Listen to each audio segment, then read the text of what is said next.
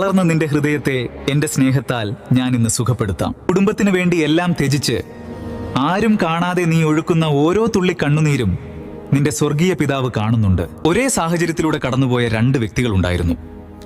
കുടുംബത്തിലെ അവഗണനയും പ്രിയപ്പെട്ടവരുടെ ധിക്കാരവും കൊണ്ട് ഇരുവരും തളർന്നിരുന്നു.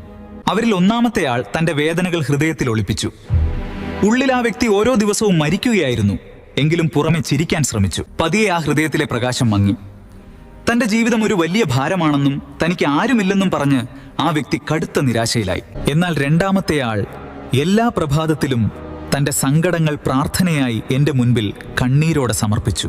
മാസങ്ങൾ കഴിഞ്ഞപ്പോൾ ആ വ്യക്തിയുടെ ഉള്ളിൽ ഒരു പുതിയ സമാധാനം വന്നു. അത്ഭുതകരമായി ആ കുടുംബത്തിൽ വലിയ മാറ്റങ്ങൾ സംഭവിക്കാൻ തുടങ്ങി. വേദന ഒന്നായിരുന്നു, പക്ഷേ വഴികൾ രണ്ടായിരുന്നു.